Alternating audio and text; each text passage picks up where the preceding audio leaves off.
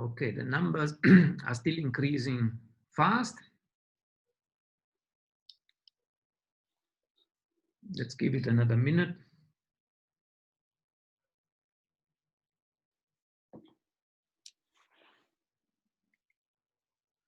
Okay. Okay, now the curve is, no, the curve is still steep. I thought it was flattening, but now it's still steep. Francesco, I can only see 4 participants. I've got the attendees, right? I'm sorted. Yeah. There are 34, 35 at the moment. We are around 40 at the moment. Yes, and I can see them. Some people will join us just now. Okay, but we waited. Yeah, sorry. I don't know if I can see them raise hands. Able to, but I will encourage them just now to use the question and answer facility. Okay, so I think cool. now we waited a few minutes. We can start. Okay, good afternoon, everyone. Welcome to this new edition of the NITheCS Colloquium. This afternoon, we are very fortunate to have Professor Azwinndini Muronga with us, who will speak about diversity, equity, and inclusion in science. On the panel, you see also Professor Igle Gledhill, and Igle kindly agreed to assist in moderating and facilitating the question and answer session. Yeah? And Dr. Sinaisky is our overall backup plan if something should go wrong. Let me quickly introduce to you Professor Muronga. Azwinndini describes himself as a science educator, a researcher, a communicator, an advocate, and an activist. So that speaks a lot of, describes him quite well. His formal schooling started in Limpopo. He did his undergraduate studies and his teacher training at the University of Venda, where he obtained his BSc in physics and mathematics and a diploma in university education. Moved to Cape Town, where he did his BSc on his master's in physics. Then he went further away from home to the US at the University of Minnesota. He obtained his PhD. And over a few stations, one in Germany, he returned to South Africa that he came back, and he held various academic positions at very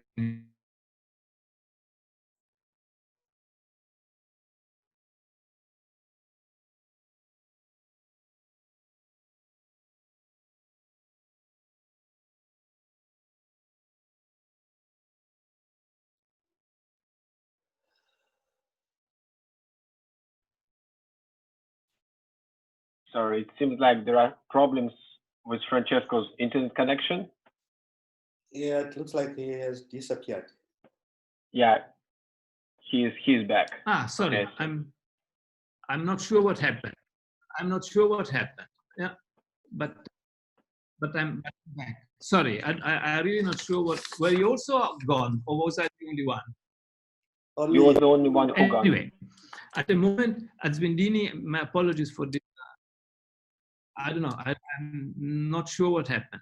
At the moment, Professor Muronga is the Executive Dean of Science at the Nelson Mandela University. In the recent past, he served as the president of the South African Institute of Physics. He was a counselor of SAIP responsible for international affairs. He's been also an SIP ambassador for the teacher development and outreach and public understanding of physics.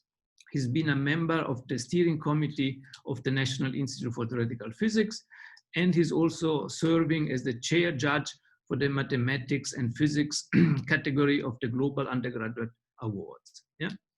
He's currently serving on various committees and boards and councils, but so he's a very busy person.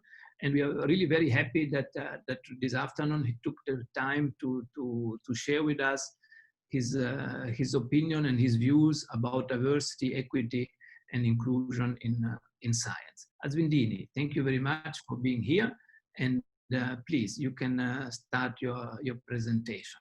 And again, apologies for the little hiccup. I really don't know what happened. Thank you very much, Francesco.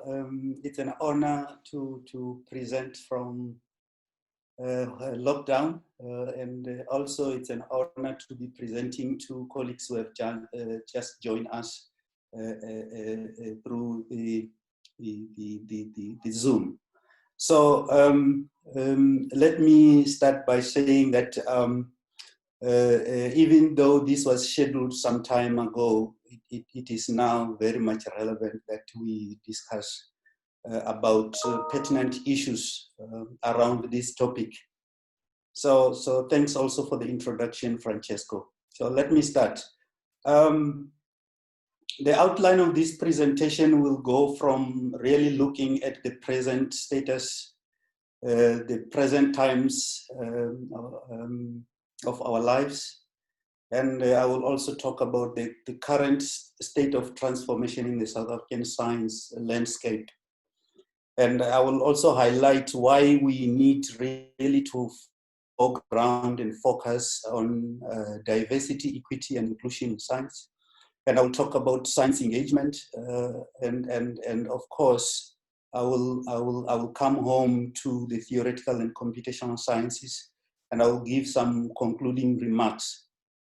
For colleagues who would like to read more about this topic, there is a link on diversity, equity, and inclusion in sciences.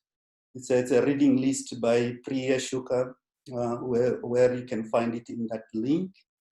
And also on the decolonization science reading list by Chanda, which you could also find on that link. So there is material out there for reading. So let me start by perhaps bringing home the picture where we find ourselves in. There has been, of course, an uproar in terms of what is happening in the USA at the moment. And this is in the middle of COVID-19 and racism pandemics. And we in South Africa, we could see already that these two pandemics are exposing the inequalities that we are very much accustomed to in our everyday lives. And those of you who have been following the news, you will have realized that Wednesday last week, academics around the world went on strike to demand a justice treatment of fellow Black scientists in academia. So this is happening at this moment in time where we ourselves, especially in South Africa, are coming from the recent past that we need to reckon with as well. So why is it important for the South African science community? So around 1987, it was during the height of apartheid in South Africa, South African physics community received a letter from the American Physical Society. And the society was concerned about the discrimination in physics in our country. And from the letter that I've taken out from the book that you can see there on the left-hand side, you can get that book. I think it's on sale, Physics in South Africa. You will find this letter somewhere on page 34, 35, where the then president of APS was raising concerns from our colleagues in the US about how Black scientists and academics were treated, and in particular students as well. So South African academic, and in particular the science community, should be very vocal about what is happening in the US and around the world, given the support and and the guidance that we did receive during our dark past. And it's up to us really to stand up against injustices. So this letter you can find, and the nice thing about this letter is that in 1987 already, there were suggestions of how we can actually address the inequalities in our physics community and therefore also in our science community. And those recommendations, some of them you will see that probably they are reflected in the NRF and DST policy guidelines. For example, funding for students. But we are still really a long way to go in terms of actually addressing some of the recommendations that have been outlined here as a science community. For example, addressing the issue of Black science teachers. How far as a science community have we come since 1987 till now? So these are some of the things that we need to take action on, but this is just a reminder that international communities have been with us since then, and it's our time as well to really stand with the international community. I see opportunities for science as well during these really trying times of COVID and racism pandemics. In particular, theoretical and computational sciences, I think we are very much involved in modeling of emerging infectious diseases, such as COVID-19.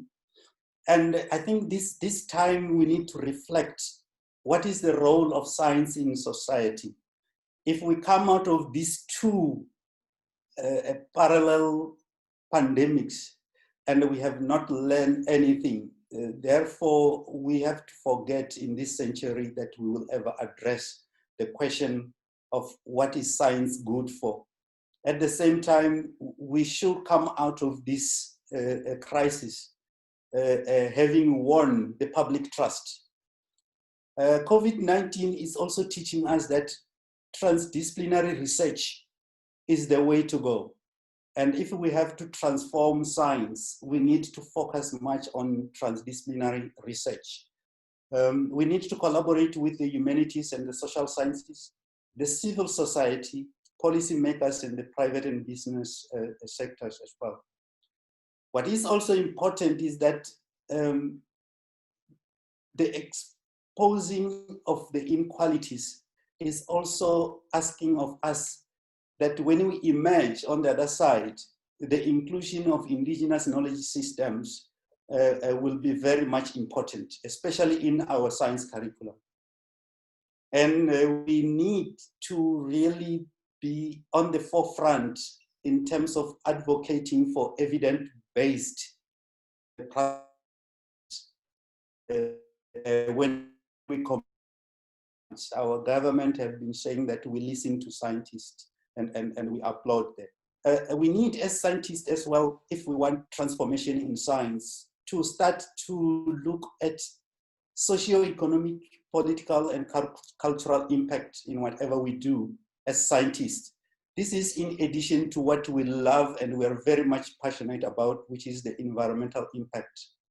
So when we emerge on the other side, I think the opportunities are there, especially the new ways of doing science, and in particular, the healthy living style that we will have to adopt. I can also see the future of scientific research, learning and teaching and engagement being different from the lessons that we will learn from the crisis that we have. As the Nature headline, science must listen and learn. We also, in South Africa, we need to start listening, especially to those who have been telling us that they can't breathe without our own science spaces. I think if we don't take a time to listen and learn, when we emerge on the other side, we will really be not better at all. And this statement, which is the last one on this slide, it is very much important, that the war on systemic discrimination in science can no longer be won and lost in the science classrooms, research laboratories, and within research groups only. It will take the leaders in institutions, it will take managers and administrators to be vigilant and not let the situation play itself out inside our classrooms. And hence, I think we need to bring our leaders to the discussion so that they also are part of the solution. And on the right-hand side, you will see that most theoretical and computational scientists have been busy trying to model. And I hope this is something that will continue after the COVID and the racism pandemics. So let me now come to the state of science transformation in South Africa. And I will be relying very much on the data that has been presented in various platforms. And this is a scientometric assessment of physics in South Africa by Johan Moton from CREST. And then I will try to extract some lessons that we can learn from the data itself. So starting with this table, which is here, which is indicating in particular physics out of the rest of other basic sciences.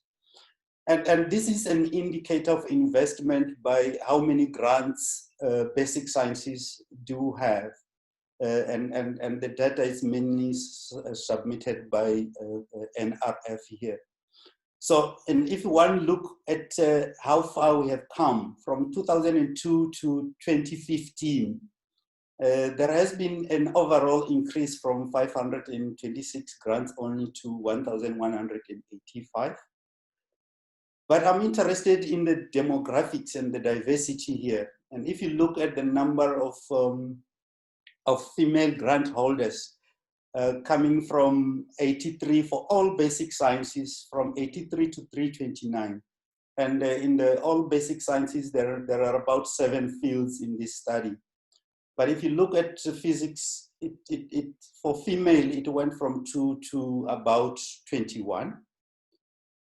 And if you look at the number of Black grant holders, the number went from 2002, from 71 to 286.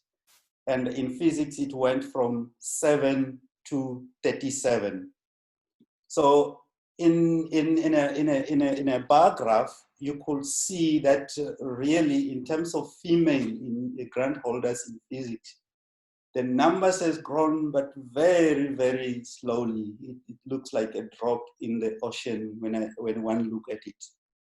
And if you look at the demographics according to race, especially Black versus white, you will see that the number also, again, the increase in terms of grant holders, it's not where one would like to have it.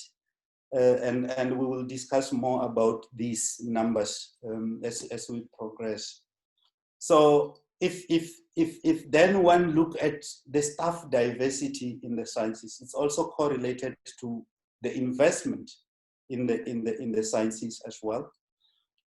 So you will see now that we have got in all the basic sciences fields about an increase from about 2,900 to about 3,600 across all basic sciences. And whereas in physics, it went from just below 300 to just below 400. The number of staff with PhD, you will see that we were sitting at 40% and now it's 51% of the proportional ratio. If you look at physics, which is 51%, which have grown up to 62%, we are doing very well in these PhDs. We have to look at whether this translates to the postgraduate students cohort that we have in the system in the next slides. And if you look at the demographics now, the diversity of the staff complements by gender, you will see that overall in the basic sciences, we went from 32% to 38%, about 6.5% increase. And in physics, it was about 7.7% increase. The number of black staff, it went from 24 to 42. This is just the staffing that we have within our higher education institutions. What does this translate into in terms of where we want to go? So this plot which is here, it's from the 2019 white paper on STI. And I want you to look closely at this because the study that was conducted by John Morton didn't dwell into the translation from the lecturer into the senior lecturer. You can see the top right panel there. If you look at the demographics, you will see that in the lecturer side, the Africans, which is mainly the black staff, they are in majority. And when you go to senior lecturer, the numbers do dwindle a lot. And one needs to find out why and find out the mechanisms to address this issue, which is happening in the translation or transition from junior positions into senior positions as well. But we will discuss some of the issues in my discussion section. So the state of science transformation in South Africa in terms of academic pipeline in the sciences, where we have to look at the emerging researchers and young ones. If you look at the graphs for master's students, this is the overall graph, which is saying that the total enrollment in 2000 was 141, and it went all the way to 314 in masters. And the number of graduates in masters went from 28 to 89, right there. Those two numbers, we need to look at them closely. So this is at the master's level. If you look at the doctoral level, you will see that the number went from 120 in 2000 in terms of enrollment to 311. This is at PhD, and we would like to do more in terms of actually having students obtaining PhDs in physics. But if you look at the graduates, this is where we need to really look closely. In 2000, it was 14, and in 2015, it was 39. And we have to ask ourselves whether we are happy with that number. And this is the total number, by the way, not broken down by the diversity. And if one now goes to the diversity and look at total enrollments, in terms of women, we are still very, very low down. The numbers are not really healthy. They're not looking good at all. And if you look at the numbers of doctoral enrollments, and you look at the demographics, you will see that this picture is looking better than the gender diversity. We had Black African, the number of 76 by 2015, where it started at 23 in 2000. However, there is a worrying trend. Out of that 39 number, 9 female students managed to graduate, 9 out of 39. And in terms of demographics, even though the enrollments were healthy, but in terms of those that are graduating, see now that the Black African is now just 6. and it speaks to the system itself, of which we need to find solutions to. And if you look at a breakdown by the South Africans versus the rest, this is another picture that we need to pay attention to. You will see that in 2015, there, the last bottom right corner, the number is 20. So out of those 39 that graduated in 2015, there were 20 South African. The rest of the world and the rest of Africa constitute 19, almost neck on neck.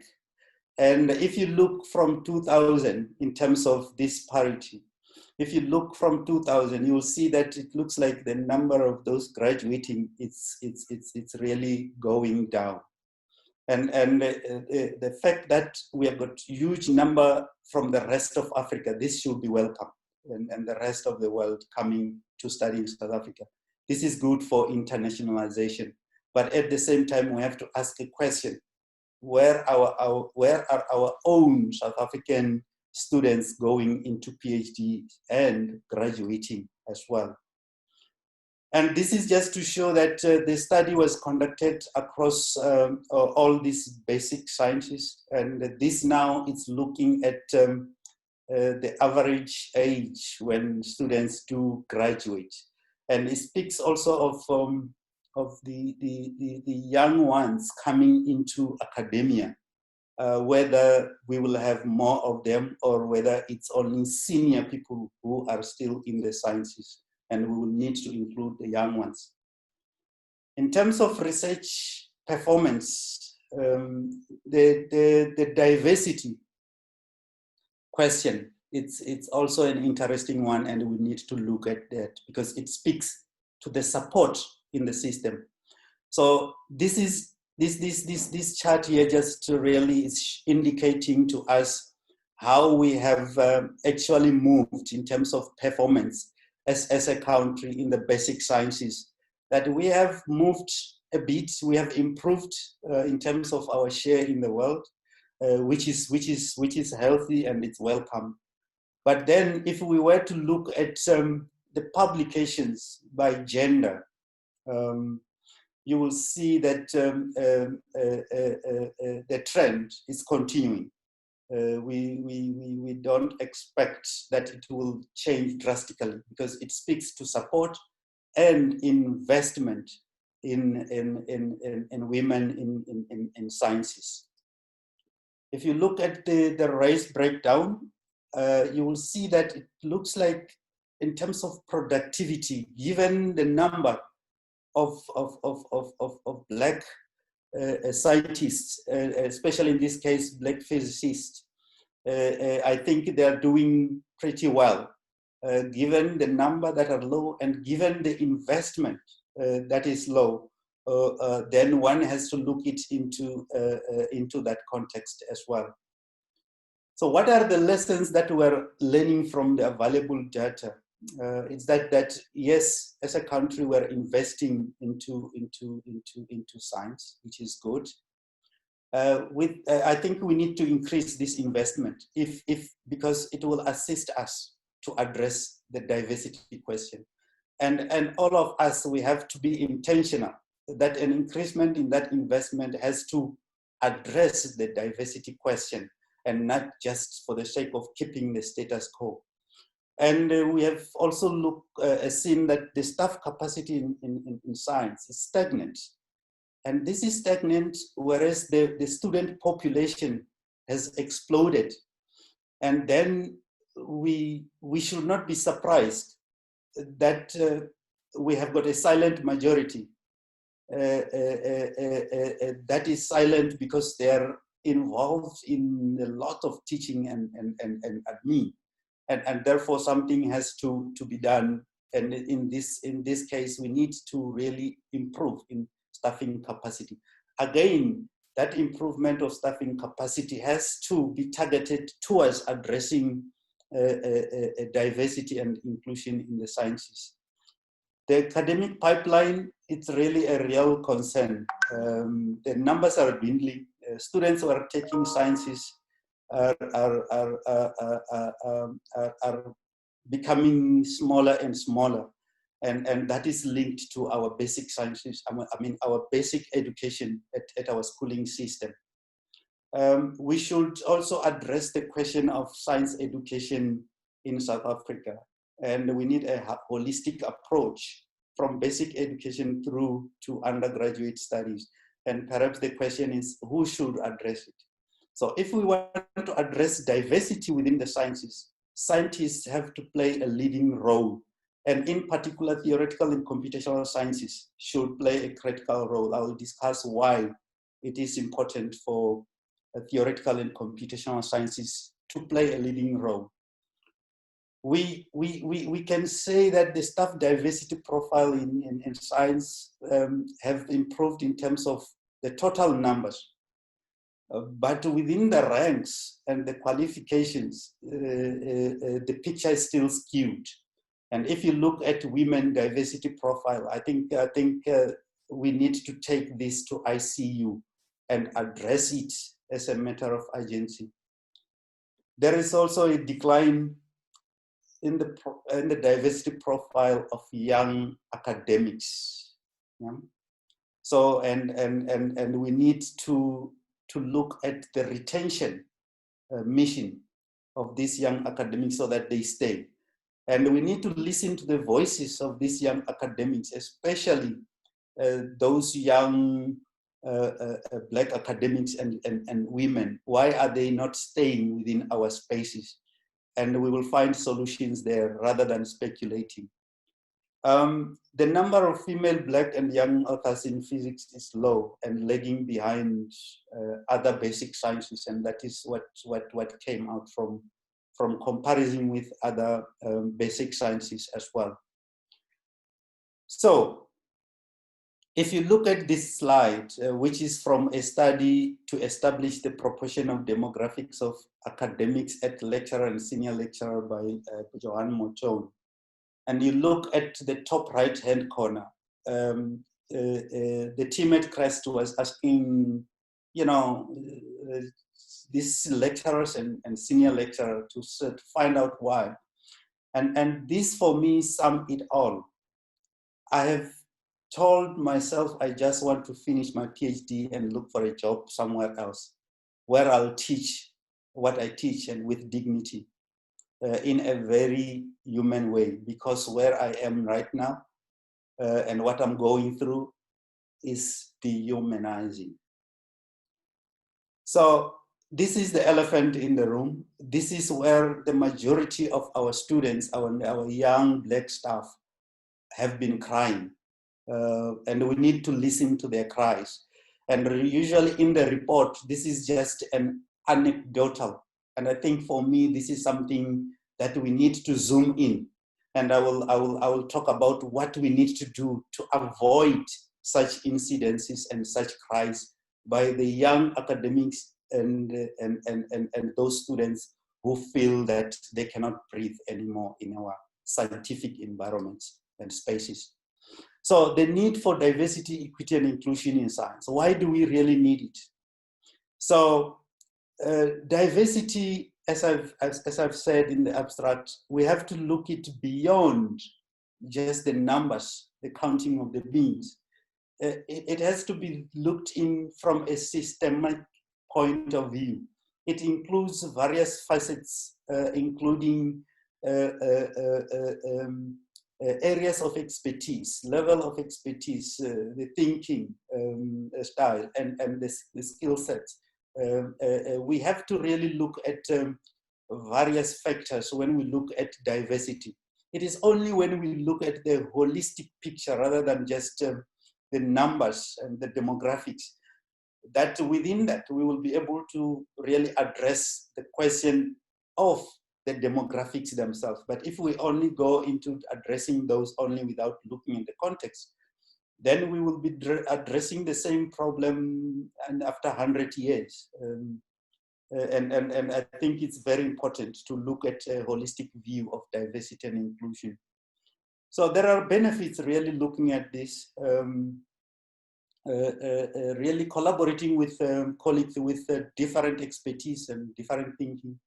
It improves our capacity to innovate and to engage. And literature has shown, and if you look at the literature in my first or my second slide, you will see that some of the literature are confirming that diverse and inclusive research teams are more productive, innovative, and are actually, in terms of research, are cited more.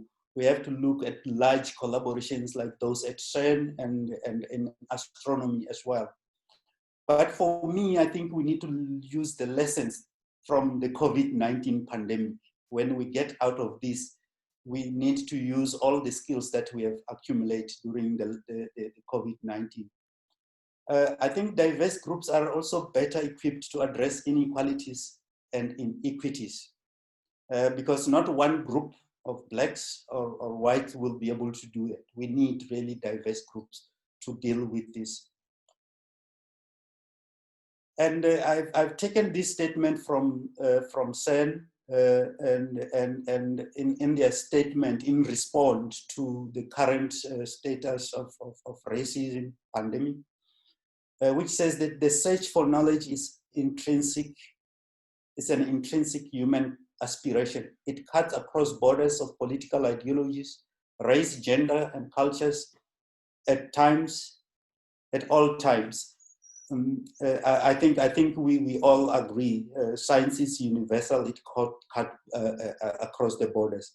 I think the problem becomes and it comes with those who are the handlers of science itself.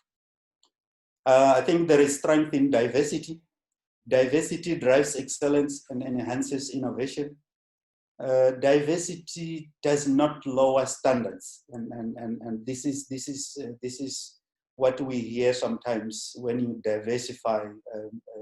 There are critics who think that diversity will lower standards. Large scientific collaborations are diverse and inclusive, and diversity, equity, and inclusion must be central to our transformation missions. And it should not become as an afterthought. It has to be in our culture. It has to be embedded in the way we do things, in our everyday life. If there is a committee that is going to organize a conference, the first thing we need to look at is the diversity and equity and inclusion of that particular committee. If there is going to be a selection committee, the first thing we need to look at that committee, not look at the candidates, but the committee that is going to do actually that. Once we start to really look at that culture, we will not have to be talking about this 50 to 100 years down the line. We should fairly support everyone in a differentiated manner to make it possible for them to have equal access to a successful career in science. That's very important. Or we could remove the systemic barriers causing inequality. That cry by that young academic of a dehumanizing environment, it's a very strong barrier, which we have to actually make sure that it is removed. And I don't think that it's difficult to remove such barriers. We do have challenges in addressing the question of diversity, equity, and inclusion in science. Moving through the pipeline, we have just noted through the cry of just many young academics and students that is very challenging, especially for those who already, the conditions where they're coming from have been harsh, and they have to come through the pipelines that a system that does not even care where are these students and the young academics coming from. What is their story? Have we listened to their stories? How did they actually manage to come there? You will find that they have to fight adversity to actually to come where they are, and they're still fighting. And I think it's up to all of us that they don't have to fight very hard. They have to fight actually for science rather than for them to be in science. And the majority of these students, their basic education probably was not that good, and they are very much passionate. I've spoken about selection committees, and I think it also relies on the individuals in these selection committees who may have biases. They can intoxicate the whole selection committee with their biases. And we need to make sure that there is training for those. Criteria for admissions can disproportionately disadvantage applications from those disadvantaged backgrounds. We have many cases that we know of, and we need to really to go back and transform those, especially within the sciences. Yeah? It can start with us, the scientists, rather than blaming it to the institutions. If we are sitting and we are complicit of those admissions policies that we found and we're not changing them, then nobody will, because they are waiting on us as scientists to bring this up and so to demand change. Science curriculum might be based on old paradigms that fail to address diverse groups of populations. It speaks to including the indigenous knowledges and the different experiences of these students that are coming through. Do we even care, or do we just say the curriculum, we found it, therefore we're going to teach you the same curriculum that we found? So it's up to us as scientists to really go head on with this. And pipeline for academic science, it's a leaky for women and blacks. We know, and that's a challenge that could also be addressed. And perhaps I forgot to mention that when in South African context, when we speak of women, we can actually also differentiate further to say, look, you have got women who are in rural areas, who have been oppressed by their own villages already before they even come and being classified as women. So the stats there will be dire if we were to say Black women who are coming from the rural areas, what's their plight, rather than just to say women. And if we can start doing that, I think women in villages will be happy to see that it is not just women, but they are looking, we are also actually speaking for them. It is scientists that are already established in these spaces who should speak for those women coming from rural areas, that we see you, we hear you, this is what we're going to do. And in the stats, I didn't show any data on disabilities. And it's up to us scientists to not speak about only the binary gender and race, but to include these other factors as well. Salary discrepancies is still a major issue, and it's turning off young academics, especially blacks who are coming from the rural villages, who have the so-called black tax on them. And when they come, we tell them that the salary is the same as the others, and without looking at context. And this has to be looked at, because then we are surprised to see that not many young blacks are coming into academia, and without actually looking into the context of really the incentives to say, on average, this person has to really economically support, on average, 7 people back at home. So these are some of the things that as scientists we need to really take into account. We can, as scientists, foster diversity, equity, and inclusion in science. We can intentionally go and recruit individuals who are classically underrepresented in science. We don't have to wait for the government to tell us. That's the problem, because now we're just doing it because the government says so. But what about ourselves? Do we feel it's necessary as scientists? And if we can ask that question, then we will not have to wait for the government. We will go to the government to support our intentions. This may also involve outreach to improve the pipelines. It might involve marketing initiatives. And again, do we as scientists feel that it is our responsibility to do that? Do we think it is the responsibility of the management of our institutions? I'm still thinking that it should be us, and I will demonstrate towards the end why. A strong system of support and mentoring is critical. And really, the students and the young academics, they will tell us that the environment is not that supportive at all, and which means it's up to all the scientists to come together and make sure that the environment everywhere is very supportive and it's conducive. As I've said, the war on diversity and inclusion will not only be won in the classrooms and in our research labs or research groups. The institutions have got a role to play. They are the custodians of these policies, selection committees, policies. They also look at policies on promotions, and they have to be there to guide, science managers, science leaders, to make sure that they are implementing those policies as well, and those policies are being adhered to. And it's important that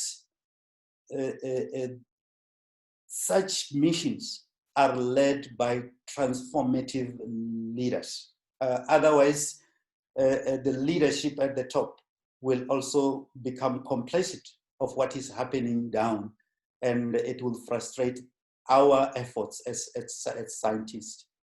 And institutions must also provide other support like family support, students and academics coming from those areas and those disadvantaged backgrounds have got some unique supports that institutions that were built for people with privilege, and we just maintain those institutions, we will not be able to support the needs of those marginalized communities if we don't know what we need to actually provide. Institutions must also ensure mental health and wellness.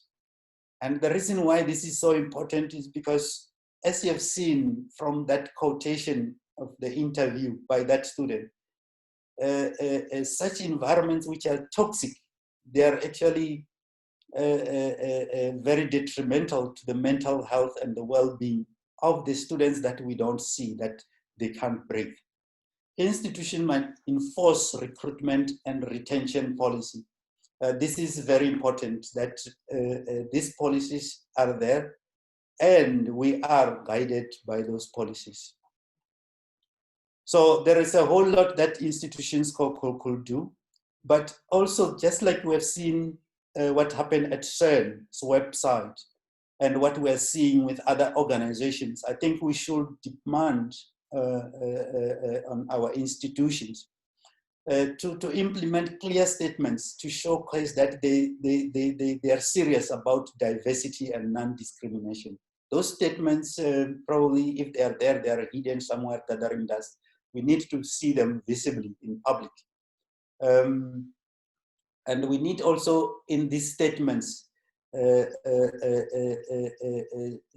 prohibition of unlawful discrimination on the basis of all those facets that I said are part of the diversity and inclusion, not just on race and color and gender, but including others that are prohibited by law.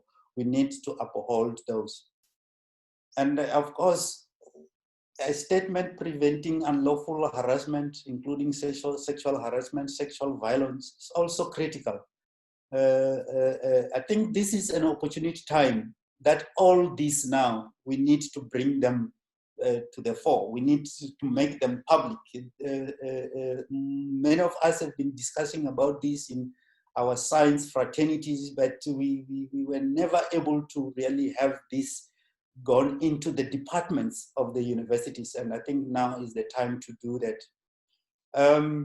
we need to make sure that annual appraisals and promotions also should include inclusivity statements. At the moment, it's just been counting of the research, and whether this person it's really it does not uphold the values of diversity and inclusion, it is not counted.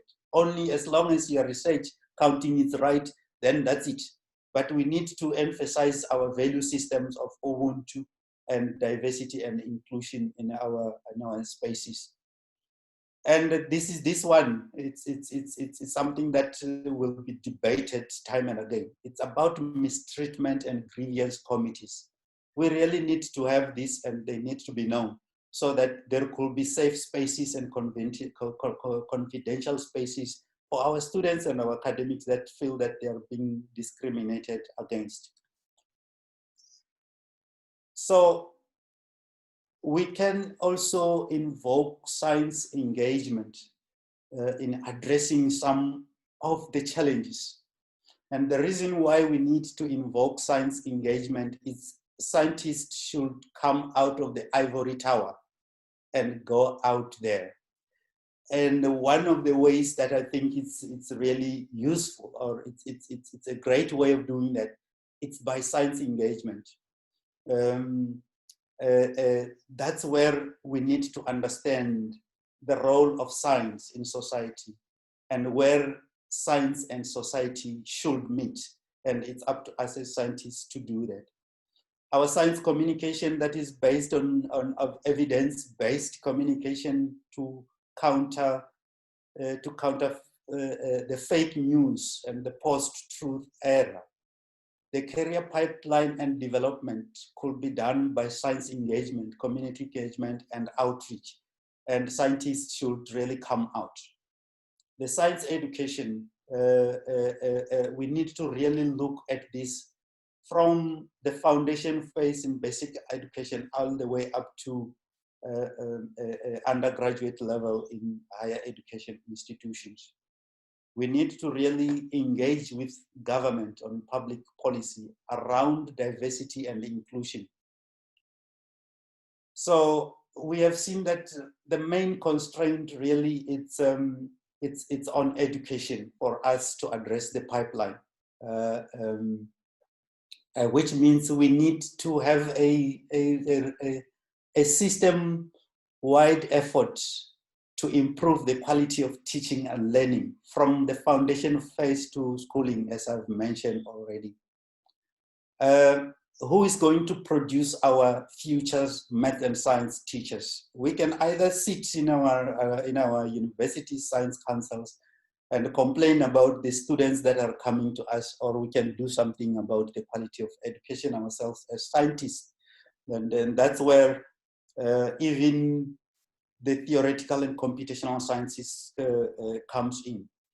As I go to conclude, I want to also say that there are some efforts done by the South African Institute of Physics already in actually training the STEM teachers in our schools. But that will need the whole of science fraternity to come together, because this is one way of addressing the pipeline. Because if we teach the teachers, all those students that comes through these teachers will be able to get quality education. There will be that road of access that is missing will be addressed. But also, as I've mentioned, the outreach is very important. The results that I've shown, it's about PhDs. Do you think the problem is at the PhD level, or really it's at our basic education level? So how do we make sure that we really ourselves are accessing these rural areas? So these pictures, they demonstrate, again, inequalities. You do not expect to go to the rural villages and find a hall where you discuss matters of science. And this is where you will be able to understand where these students come from. While sitting in the office and the student knocked down on your door and said, I want to do a PhD, do you even know what hurdles did they go through? Do you even know where they come from? If you really want to know and understand, you have to go there and look at the challenges that you face, just by really not finding a place to sit, but just go under the tree and do something with them. Then the next time the students walk through the door and said, I want to do masters and PhD with you, you will understand the journey that they have to travel to come to you. And that's what we're doing. We're waiting for them into PhD. I said, well, now I've got 2 PhDs, but the journey, can we start to travel the journey with these students? Then that will be a transformation for me in the way we do science. The day we will walk the journey with these students. And lastly, as I was saying, theoretical and computational sciences also have got a role to play.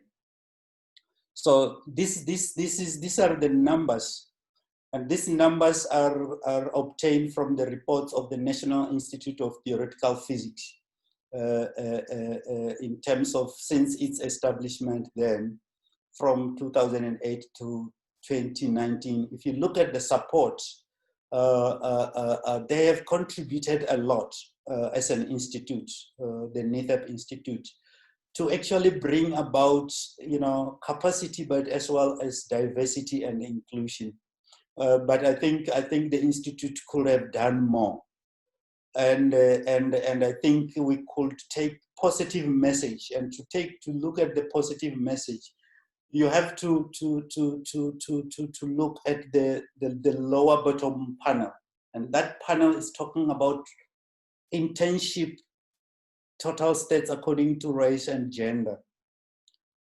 As compared to the students that have been supported in bursary, if you look at the internship program that NITheCS has run, you will see that in terms of diversity and inclusion, the majority of students were supported were actually from the designated groups, especially Black students.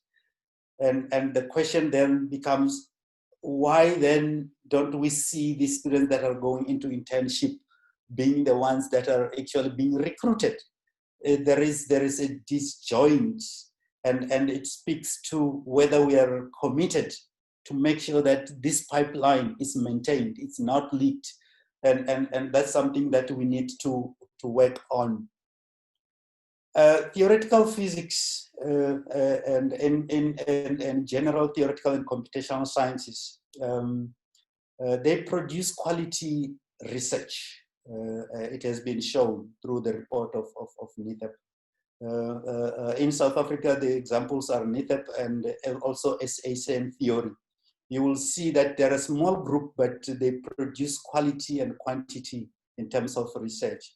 But then the question is, in terms of diversity, as we have seen, do we have many of those research outputs being produced by women and Black academics? The theory and computational sciences are easy to scale up. By the way, they are also cost effective because of you don't have to invest much. Relatively speaking, they need low investment. We need also to make sure that the theoretical and computational sciences embed the public engagement in their agenda. If we don't do that, we will only have the theoretical and computational sciences sitting in the ivory tower. We need to also go out there and make sure that we recruit young academics, women academics, Black academics, including the students as well. And I will show how we can do that in the next while. Capacity development in theory and computational sciences will go a long way to address the diversity in the pipeline mission. And I have to say that we need to also focus in our rural communities in South Africa and the continent. This is if we want to transform the landscape of science. Traditionally and historically, our focus in terms of science and our role models have been in the West and in Europe. We have never tried to transform our science landscape to look at ourselves within role modeling and within coming up with our own solutions. I know many people will debate this a lot, but I think we need to start to become African and have something from Africa that can compete globally. We need to also, as theoretical and computational scientists, we need to embed inter and transdisciplinary engagements in our mission. And by this, I mean, we need to look at civil society. We need to look at the socio-economic and socio-cultural aspects in our research and learning and teaching, including indigenous knowledge systems as well. And I think we are at a better position as theoretical and computational scientists to contribute to the transformation in basic sciences and in basic and higher education. As I've already alluded, through the outreach, through the training of our teachers, and through the engagement with those who are going to teach our future generation. And let me conclude by showing this on theoretical physics as well. This picture will tell you the whole story of the pipeline and the fact that we need to go out there. The top picture, this is a student from the rural school who won the South African Physics Olympiad, the top student in South African Physics Olympiad. And that particular year, you will see that he went on to become the best math and science student in the whole of South Africa, in all public schools. And then you can see what I meant by saying you need to work with them in order to understand the students. But also for me, it will be transformative rather than to wait for them. And the picture below, it's also our efforts through, again, the science, the South African Physics Olympiad, where we produced, again, the winner of our Olympiad medal. And the reason why I'm showing this is because our touch with the reality, because remember, this is also an outreach project where you have to go to those schools and where you have to also invite those schools. The student in the lower panel, if you go to Hermanus now and you look at our space science there, that space science through its outreach program and the South African Institute of Physics programs have assisted. But also what we mean by transformation is because the student in the lower panel was then the top student in South Africa that particular year. I forgot now the year. After winning the science Olympiad, Physics Olympiad, became the overall achiever. And you can start seeing the correlation that if we are intentional about our outreach and really the basic education, then we will transform the education in South Africa. Not only did he become the top achiever in South Africa, the student in the top panel, he also went in to study theoretical physics. Now you can tell me, had we sit in our doors, in our universities, whether he will have known about this, he will have known about us, I doubt. But the next time you see a student walking to you and said, I want to do masters, I want to do PhD, you have to look back at these programs as well. And here are those two students now walking the stage as the top students in the country.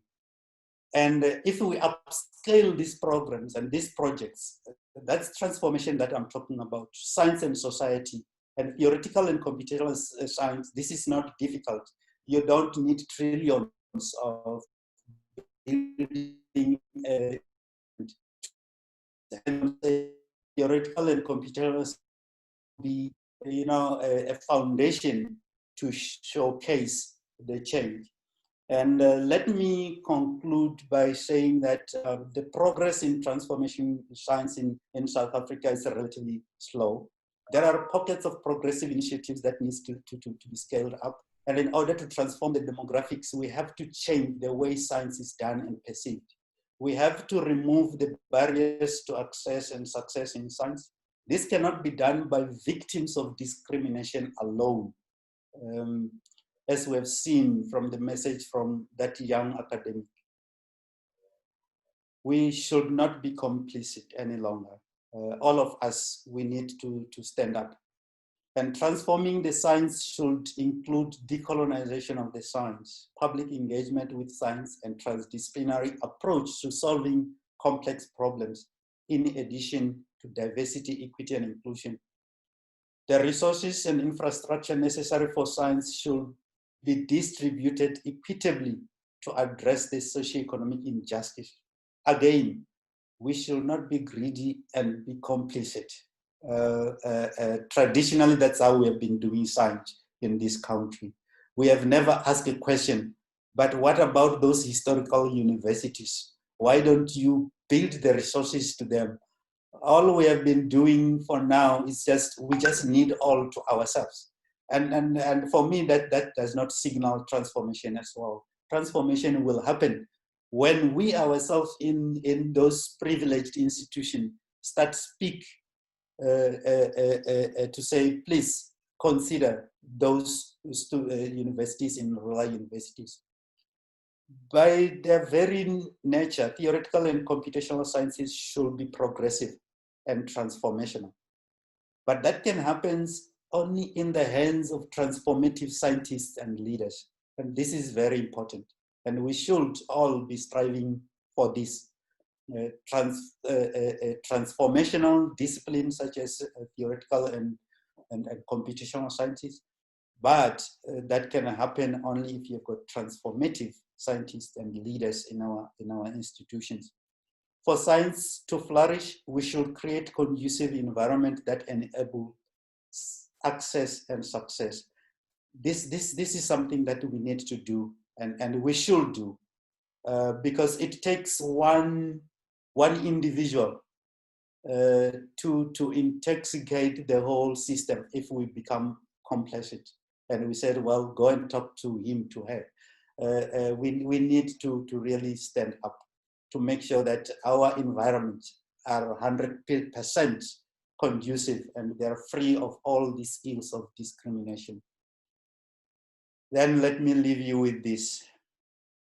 I don't know now where this come from, but this message speaks it all. That if in 1946 some people were thinking that they don't want to be quiet about what was happening, why are we quiet in 2020? In 1946, other notable scientists didn't want to be quiet. So I think all of us should not be quiet. And as our slogan at Nelson Mandela universities, which is taken from education is the most powerful weapon that you can use to change the world. I think the sciences and the science education can also be used to change the world. I want to say thank you. I might have gone a little bit over, but thank you very much for your attention.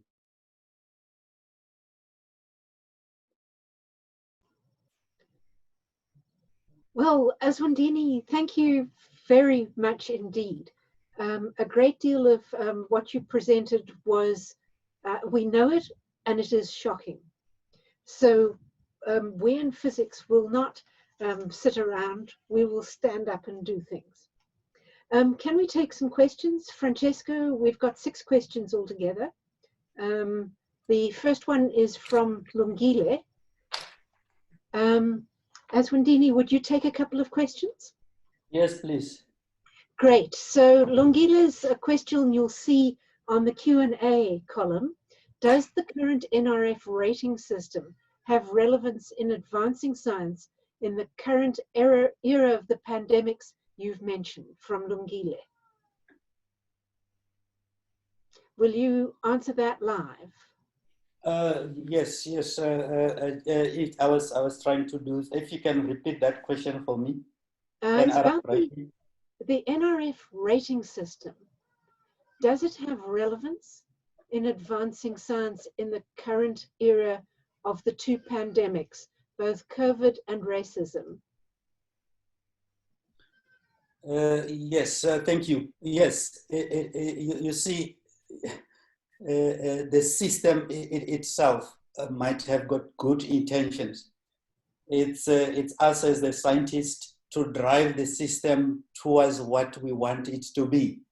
So if you wanted to just look at the bin counting of research, probably not. But if you wanted to look at other aspects, other dimensions, instead of only the research outputs, then it will be very much useful. I think the rating should, for example, be saying in our rating, what did you do to uplift rural communities, for example.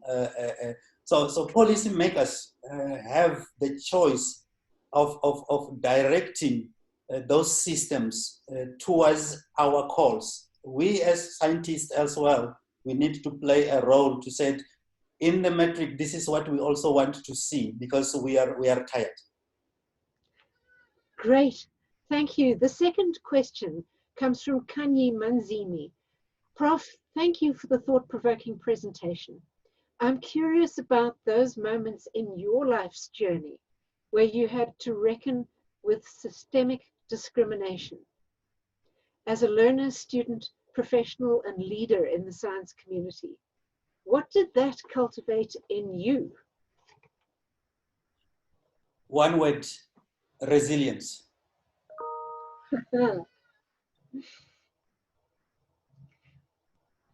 Cool. Yeah, but maybe for Kanye, thanks Kanye. It is resilience, but it was resilience through unnecessary systems. Let me put it that way. One could be resilient fighting other issues that are really common to humanity, rather than fighting humanity's deeds. That I can put it that way for Kanye. Cool, thank you. Thank you, Kanye, for that question. The next one is from Blessed Ngwenya. And if you, Azwinndini, if you click the Q&A, you'll see the full question. Prof. Muronga spoke about the role that institutions can play in terms of financially supporting underprivileged students and academics. Are there particular reasons why institutions that provide student funding are not adopting such approaches? And an example would be NITheCS, which I believe still provides partial funding. Is there any motivation for this, as compared to working towards providing good funding to probably fewer students and ensuring that we keep those students in the system? Over to you, Azwinndini. Thank you. It's a very good question. I guess it's a question of balance, really. Do you go and give few to the resources to few students and give more to those few students, versus making sure that you have got a coverage? I think we need both. We cannot use either, because otherwise we will fail in what we're trying to do to address the diversity and equity. In my language, we have an expression that says vana vakotsi vatukukana toya nziye. And that means that the children of the same mother, the same father, will share in the spoils. And at this point in time, it also depends on the resources. But if we go to also theoretical and computational sciences, I've said that relatively the investment is not that big. It's low, so it should not be expensive. Therefore, investment should be available to really cover full scholarships for students. I know NRF is moving towards that to make big pie to support students fully, but that is only possible because now there is also NSFAS where students could be provided there. So the answer to that is we need both. We need to really look at those bursaries that you will have fully funded depending on the needs, and those that needs partially funding depending on the fact that they just only need top-ups. Thanks. I thoroughly agree that we need both. Okay, Nomalanga Mkhize says, what mechanisms should the NRF create to improve the pipeline of Black South Africans in the science system?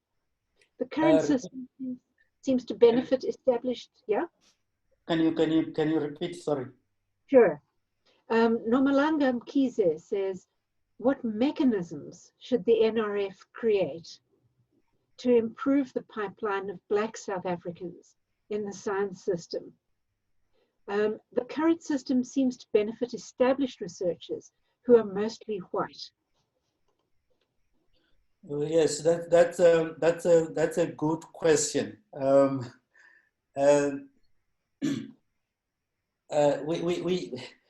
NRF can just say we have got this system, but if it goes out there and it does not find those people, therefore who should actually produce those people? So I think first and foremost, it's us the scientists going to make sure that the pool is big enough so that when that system goes to find them, it finds them. I think at the moment it goes there, it doesn't find them. And this is shown by the way, if you look at the honors, I didn't show the results of the honors. If you look at the honors, the number of students in honors, and you look at how many black students in the sciences, it's huge. Then the question is, and this question was asked by Thabo Mbeki when he was still the president. He was seeing a presentation. He saw the numbers from undergraduate coming to honors, and after the honors, there was this bottleneck. And he said, what is this honors? Why there is bottleneck after honors? So, which means we need to widen that bottleneck. What I've presented with the NITheCS internship, for example, 76% being black students taking a NITheCS internship. The question is, where do they go? Why can't we find the mechanism in the pipeline to retain them so that when NRF is saying we have got funding, it finds that they are there. So it goes back to the environment. It goes back to the environment which is created by the established scientists, which is not conducive. It is making those students to go away while the funding is there. Thanks, Azwinndini. Will Horowitz says, hi Azwinndini, very nice talk. Thank you very much. First question, will you please make your slides available for download? Yes, 100%. I will adapt them for public consumption. Yes. Second, gender and racial diversity of faculty seem to reflect the diversity at the end of graduation for PhD. I completely agree with the call for greater outreach, especially at the secondary and primary level. Do we have baseline data across the country on the gender and racial diversity of physics majors at the undergraduate level from first year through honors? So A good question. I will. Yeah. Thanks for that.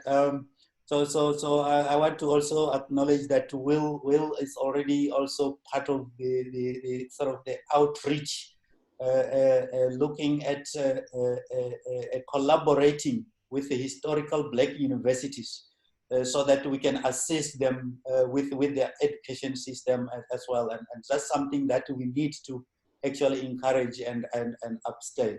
So and yes, you are right, Will. That is showing the trend in the graduates and those who are actually in the academic post, and that is true. But on the other hand, I think we need to also find out, and the South African Institute of Physics could find the data for us as to, do we have any physics PhD graduate who does not have a job either in academia or somewhere else? Because then that will encourage the system to say, actually, the demand is huge, but the supply is small. We need that. But in terms of what is happening in undergraduate and all the way to honors, that is something that we can ask the South African Institute of Physics to find out, because they have got a project of undergraduate physics in South Africa, and that will be good to note, because it speaks to indeed it speaks to the pipeline, to say, if you've got so many, why we don't see them in honors and masters and PhD. Thanks, Azwinndini. I'm glad to hear you talk about jobs. I had a long talk with Ndoni Mkhunu, the president of the Black Scientists Association. I may have got the name wrong. And I think in capital letters, in my mind, I have jobs as an outcome. So thanks for the answer there. The next question is from Mandela and Simanga. Just a comment. The practice of employing young academics as part-timers, yes, I know this, to cut costs, disincentivizes them from engaging in research in any meaningful way. We need policy shifts in tertiary institutions when it comes to recruitment of young academics. I'd actually like to second this question, because I've been in a number of departmental reviews, and you see young Black academics stuck in part-timing. So over to you and Azwinndini. Yes, so that's also a good question. So again, if scientists and all of us are very much about issues, we should be able to influence policies, in the sense that we should, and it's good time now, because of the merger of two departments. It was science and technology, and separately from higher education. And now they are together. And if you miss this opportunity, or miss this opportunity as scientists now, and they split again, then we will have tough time. We will have to go to a Minister of Science and Technology and say, go and convince the Minister of Higher Education. As Igli, you will recall that we have to go to one minister and say, and the other minister will say, but that's not my territory. Now you have got the Ministry of Higher Education, Science and Technology, which means we can address the issues of staffing and the issues of education in one ministry. And that means, therefore, we should sit down together and say, as scientists, this is how we think the posts and the positions should be filled within the universities, because this is the pipeline that we are producing. Are you ready as the ministry to absorb them? Could you make sure that you create these positions? And these have to be looked into together with the challenge that I've posed earlier. Yeah. That the staffing capacity in general has been stagnant. It hasn't increased, whereas the universities are swelling with the student numbers, and the staffing has not increased. But if the staffing is increasing proportionally, which means we should be able to take those part-times into full-times, and also make sure that the policy it's also shifted. Yeah. I think for me, the question of experience in terms of recruitment, it's also a huge stumbling block in the pipeline. A postgraduate student has just graduated with a PhD, and there is an advert, and then it says 5 years of teaching experience. Yeah. No matter whether this person has got publications that are really skyrocketing, Yeah. but somewhere we need to really look at the context, to ask ourselves questions. So where should these students get experience? Yeah. Does our environment create a space to say that Prof. Eagle Gladhill is going on a sabbatical? If you look at, we need to look at who is actually taking over when Prof. Eagle Gladhill is going on a sabbatical.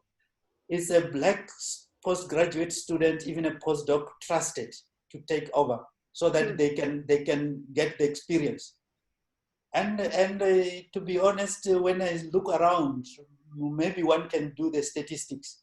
I see that those young Black postdocs and postgraduates are not given those opportunities to get that experience, so that in the recruitment process, they are also at the same level. In other words, you will have solved the inequity problem. Yeah. Yep. Okay. Thanks, Mandela, for that. From Christian Rover, as a very fresh UCT faculty member in physics, applied mathematics, how can I get involved in outreach-related programs, particularly sustainable support? Yeah, that's a good question. So you will see that I'm saying, unless the system in its culture, it's taking engagement in its process, culture, systems. Therefore, it will always be an afterthought. It means, because it speaks to that sustainable support, it has to be part of us. Engagement should not be an appendix, something that, oh, I have to do on the sidelines. It has to be embedded, even in your promotion. It has to be embedded, even in your appraisal, even if when you're applying to NRF, when you're doing something, even when you talk to whoever, in your dean, your vice chancellor, you need to say, look, I need to be valued about the contribution that I'm making in the society. I was interested when I started to see the report also done by Crest in Stellenbosch, looking at what the people rated most.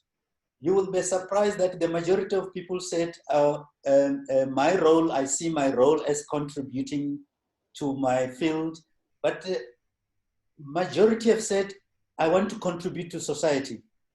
Yeah. But then, is that happening? Do we see academics doing that, or that's their wish, and they need probably a support to do that, which will speak to the question, to say, how do we do this sustainably? Let our institutions include this engagement as part of learning and teaching and research and training of students. Yeah, absolutely. I think there must be a route for people from first year onwards to contribute to outreach. I might make the suggestion that letting SAIP know that one is interested in outreach would help, because SAIP could then draw on people who are ready to engage, and it becomes national, which is a useful thing, goes rural, useful. Thanks very much, Christian, for that question. Puti Mokoti says, The honours bottleneck is related to funding. The current funding models for Masters and PhD do not account for the socioeconomic backgrounds of students. Given the pressure for especially Black and underprivileged students to find employment and to fight poverty from their households, why do we still have funding models that give the same financial support for PhD students as honours students? What is meant by a living allowance for PhD and master's students? Over to you, Azwinndini. Okay, give me a microsecond to light myself. Yes, I know. In fact, this session is all about enlightenment. Yes. Okay. Yes. So I think that's a good question. I think we need to these challenges. By the way, we need to look into the policy, and I think the white paper provides for solutions. And perhaps we need to all participate in the decadal plan. When the decadal plan comes around, we should not just say, well, that's a government issue, because they will put a plan for the next 10 years and our issues are not there, which means we need to say, well, look, I see that in your white paper, you said you want to do the following. Please provide funding. I think the last chapter on the white paper is about financing the national system of innovation. Therefore, we as scientists should take that and said, according to your white paper, you said you'll do the following. So could you tell us how you're going to do that? And which means we need to participate in the decadal plan when it comes. We should not just think it's another document, because once it's done, it's done. So let's put the solutions. I know that the Director General is presenting across universities, and he's also engaging students, postgraduate students, to say what are the challenges. And funding is one of them. And I'm hoping in the decadal plan there will be the amount as to how they support the students. Otherwise, the white paper is another black and white document that's not speaking to happening on the ground. Because I'm referring to that because there might be already a solution there, but how it is implemented is up to us, institutions, talking about bottleneck and how you can actually solve that bottleneck problem, which will need funding, of course. Great, thanks. Putti, that is a very valuable thing. Vuyani Macha, what is the science faculty doing to change Black students' attitudes towards maths and science? Does the role played by African scientists, such as Anta Diop, form part of the science curriculum? And I think you mentioned, Azwinndini, briefly the role models that are put forward. Over to you. So yes. I'm saying because this opportunity or this time give us an opportunity to address some of the challenges. I'm saying transformation in science is not only about demographics, and I think I've explained. It talks about how we do science, and I've said that it also talks about expanding the knowledges. It speaks about the decolonization project, and which means science faculties should not shy away from that. It is what you call it? It's a living project, which we need to give ourselves time to say in the next, I don't know how many years, this project should be included, and we can eat bit by bit until we are really satisfied that the decolonization of science project has been completed. In terms of the attitudes of students towards science, and this is very important. Unless we make sure that the environment is conducive for those Black students, they will always run away. The cries by that particular one academic saying that the environment is too dehumanizing. It has got nothing to do with science. It is the environment, and which means science have to make the environment, or scientists have to make the environment really welcoming to students. If we don't do that, our efforts of outreach will, in the sense that we go there and tell them about the wonders of science, and then they come in an environment where it's full of people who are discriminatory. Then they regret why they even listen to us during outreach at all. So we need to make sure that the trajectory, and that's what I meant by, if you didn't go and really walk with them and you're just seeing them coming, therefore you will not understand where these Black students are coming from. And therefore your environment will always not change. Once you understand where they're coming from, your environment, it's open to a diverse group rather than just what you know or. Yep, absolutely seconded there. Right, Aluwani Guga says, thank you, Prof. Muronga, for the presentation.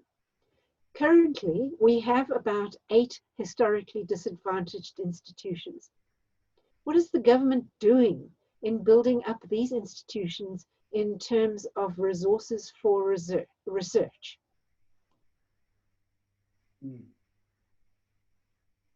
Okay, thanks Alwan for that question. Yeah, probably the government probably can answer that. But I'm saying, what are we as the scientists? Remember about not being quiet. We should not be quiet, and that's what I say, that all of us who are in the institutions that are privileged, we should speak up, because it's the same thing. You see, in South Africa, it has got a different dimension of discrimination. What is happening in the US and all this, when we're saying don't be complicit, it's referring to don't be complicit if you see a white person discriminating a Black person. But in South Africa, as a privileged university, do we still want to take all the resources to our university? Isn't this also another form of being complicit to the detriment of those historical Black institutions? If the answer is yes, therefore we should just say, when we're in meeting, just say, oh, what about those institutions? When we sit with the government in our spaces, then we will not be complicit to the downfall of those historical Black institutions. And that's how we can play our part. Because I cannot answer on behalf of the government, but I can ask in terms of what role can we play. I've given an example of Will Horowitz already going to the University of Venda from the University of Cape Town to give some theoretical physics modules, because what does that do? It brings about another diverse way of teaching. It's not that they were not teaching, but when students are being taught by a diverse group of lecturers, teaching quantum mechanics as another section, it brings another angle. But also that is also bridging the gap, because one of the problems that we find, and which is still existing, which also in my faculty I'm still fighting a lot, is the perception of the students that are coming from Black universities, coming to do postgraduates from honors, masters, and PhD in our universities, that their education is still considered inferior. Yeah. So that problem has to be solved by scientists. You should not wait for the government to come and solve, because as the physics society, the South African Institute of Physics has started that process of a benchmark statement. And I wish all the universities, in order to bridge this gap, could actually adopt that, because it has got a benchmark to say, this is what we think all the universities should, students coming from all the universities, not some universities, should have this bare minimum in physics knowledge. That means, therefore, if we adopt that as a community, you have actually solved the problem of inequities in the education system, because you have required that you need to know the following. Let's say you find that it looks like there is a problem in another universities. That's where we go and say, well, we will boost with our expertise to come and interact with you by bringing another angle of teaching statistical mechanics, electrodynamics in honors or wherever. That for me, it will be a transformative way of really looking into the South African context. Great. Thanks. I see that Thabo Gedebe has been waiting patiently with a question. I'm just going to make sure it gets answered. Dear Prof, do you think there is a proper alignment between the DSI research grants and the DHET subsidies? That's a good question, because it also speaks to so the DSI research grant really it is one where perhaps in the DSI you have got more room for the policy to influence things like engagement, to influence things like driving diversity through the grant. Whereas the D has it's sort of generic, that you are doing something that we are going to actually fund you. And I think there has to be now an alignment, now that they're in one ministry, and the alignment has to be driven by the need to address some national agendas. And in the context of today's talk, that has to be the agenda of driving diversity and inclusion. And as somebody has asked about, will I get sustainable support in engagement, which means that the DHET and DSI have to come together and say there has to be an engagement. I don't think that DHET will be very much sort of applying the engagement principle as DSI. So DSI can inform DHET in some way or the other. So I don't think that at the moment there is an alignment, but that alignment is really needed and fast. Hooray, thank you. Puti Mokoti asks, while you present a plausible argument for the low cost of scaling up theoretical and computational physics groups, how do you account for the uneven spread of experienced supervisors across the country? Because any successful research group requires supervision and guidance of established academics and researchers. I'm interested in the answer to this one too. Can you rephrase it, Diego? Sure. When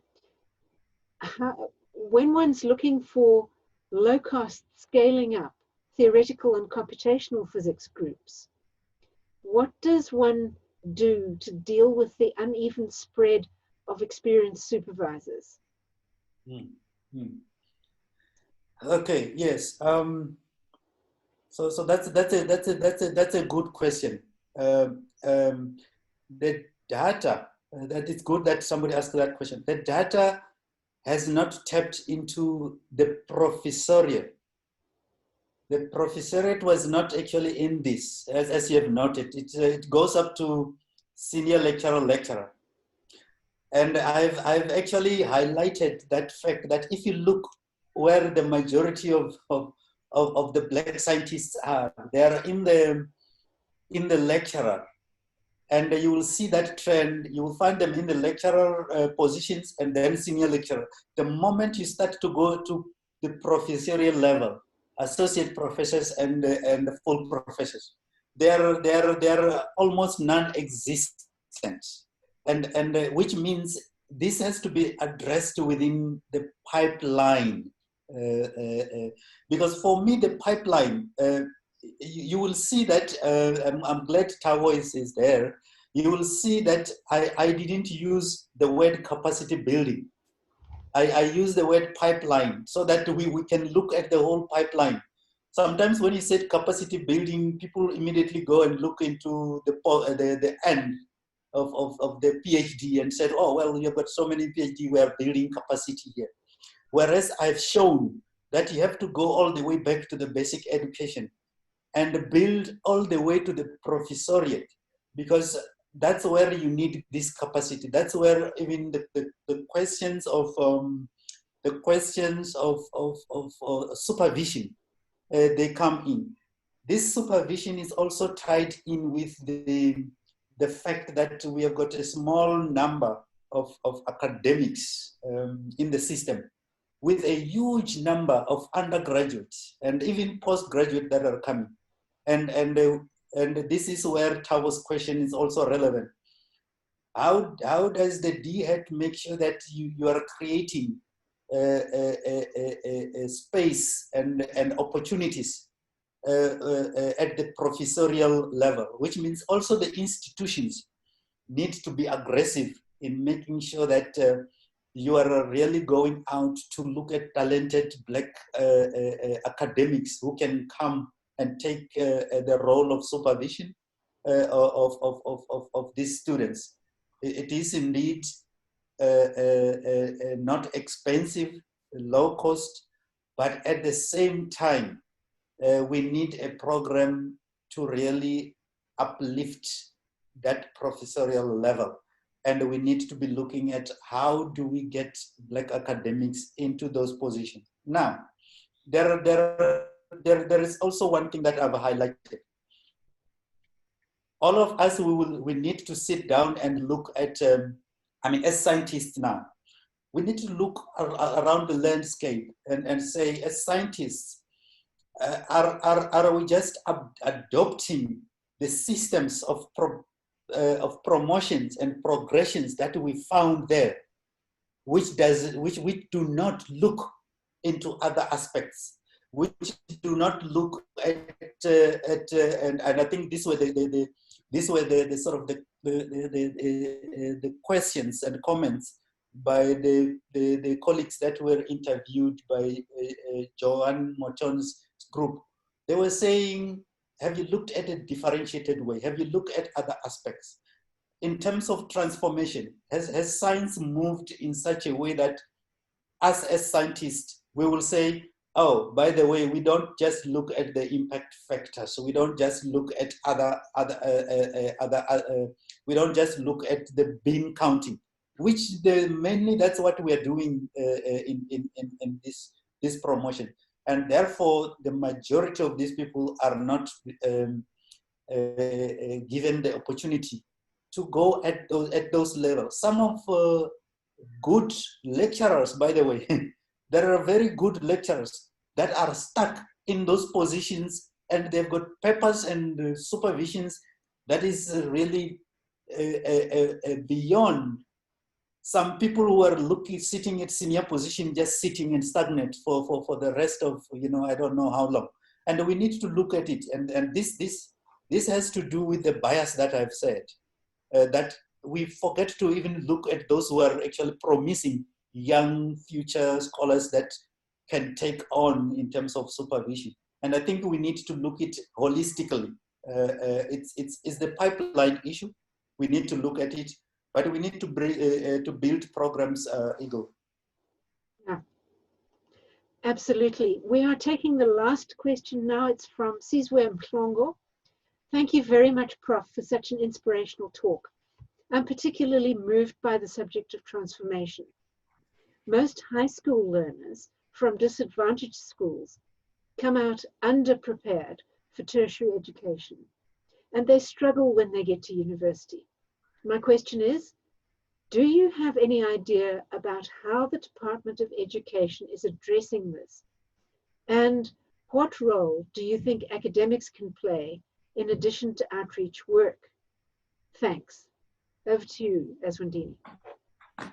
Okay, I've just now. Is it on the? Yes, it's on the question and answer screen, and it's about how DHET is addressing underpreparedness.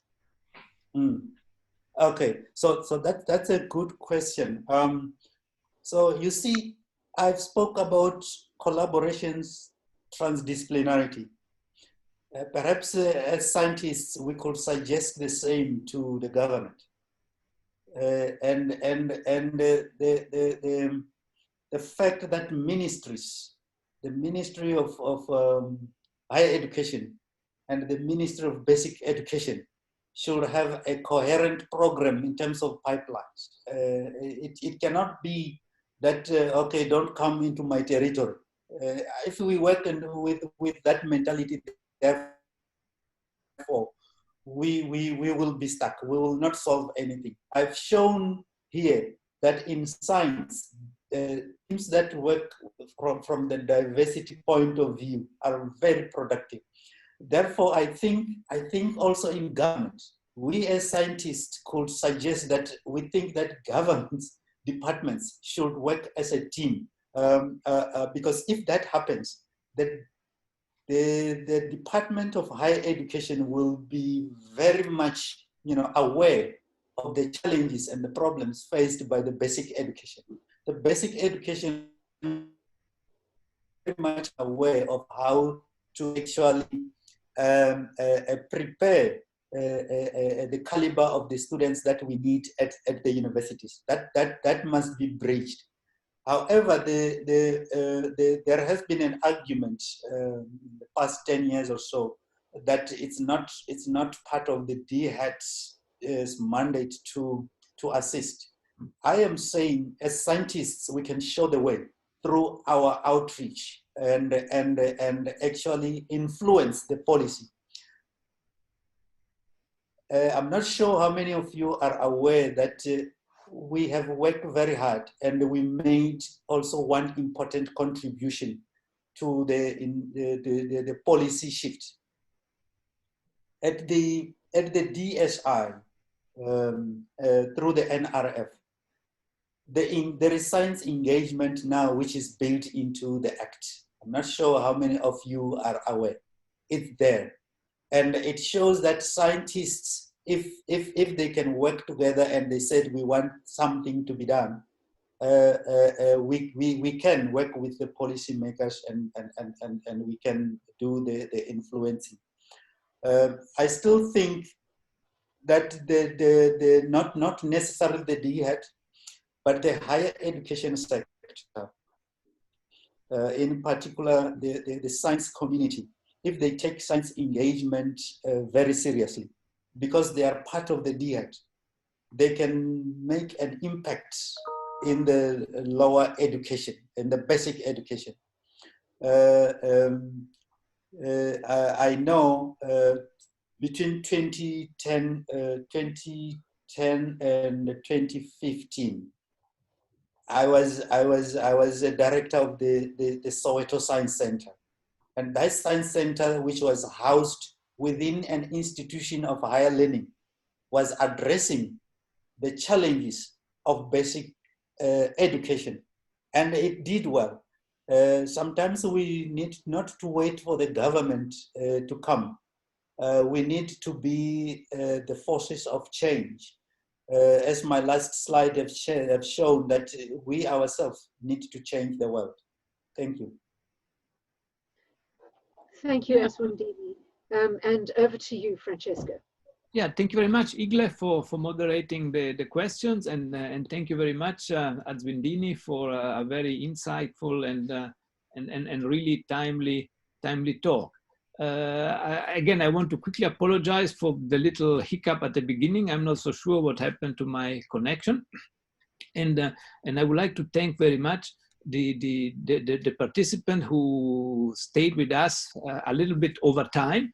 But I think that was an indication of the real interest in this question, and how much people were looking forward to hear from Azwinndini a little bit of guidance in this issue that has been with us for a long time and hopefully won't be with us for a long time anymore in future. So, considering the late hour, I thank you all. I thank you also, Ilya, for his technical support. And we will announce soon the next NITheCS colloquium. So thank you very much, everybody. Thank you very much, Azwinndini, for your time and for the very interesting talk. Thank you, Igle, for moderating brilliantly the questions. So thank you very much, everyone. Thank you. Have a good evening and a nice public holiday tomorrow. Bye. Thank you. Bye, everyone, and thanks for coming. Bye. Bye. Bye.